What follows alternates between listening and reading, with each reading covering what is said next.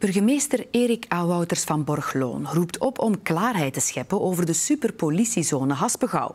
Het is duidelijk dat die superzone in Zuid-Limburg er komt. Bedoeling is om de politiekorpsen van Tongeren, Sint-Truiden en het kanton Borgloon samen te voegen.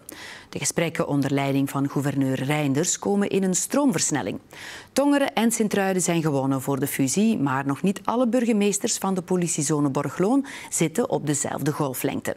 De klok terugdraaien kan niet meer, waarschuwt burgemeester A. Wouters. Een nieuwe zone Haspengouw, waarbij dus de politiezone Borgloon, kanton Borgloon, de politiezone Tongeren en de politiezone Sint-Truiden zouden samengevoegd worden. Ik denk dat het inderdaad tijd is om dus daar duidelijk standpunten in te nemen. Een superpolitiezone dus, die zich uitstrekt over heel Haspengouw. De burgemeesters zijn de afgelopen weken op de koffie geweest bij de gouverneur. De plannen zijn een jaar oud, het is tijd om de volgende weken te landen. Burgemeester A. Wouters van Borgloon roept zijn collega's op om ervoor te gaan. En vooral vanuit onze zone. En ik zou graag hebben dat de collega's, burgemeesters van onze zone, dat we dus daar snel duidelijkheid over brengen. Waarom? Omdat het belangrijk is dat ons personeel weet waar ze aan toe zijn. En ik denk dat wij niet meer terug kunnen op de weg. Nu, de collega's zijn overtuigd dat we stappen moeten inzetten.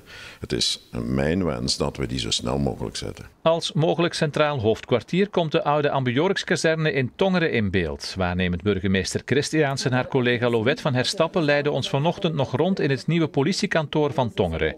De superfusie krijgt van hen een ja, zolang wijkpolitie en wijkkantoren dicht bij de burger verzekerd zijn.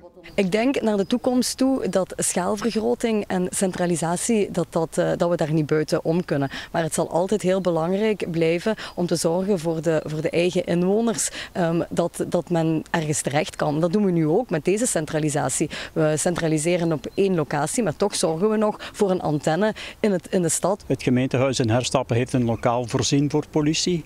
En mensen van Herstappen, de inwoners, kunnen steeds dus contact nemen met de wijkagent. En kandidaten om de superzone te leiden zijn er ook al. Naast korpschefs Steve Provost van Sint-Truiden en Ronnie Maas van Borgloon ruilde Geert Luipaard onlangs de politiehuis de Zolder in voor die van Tongeren.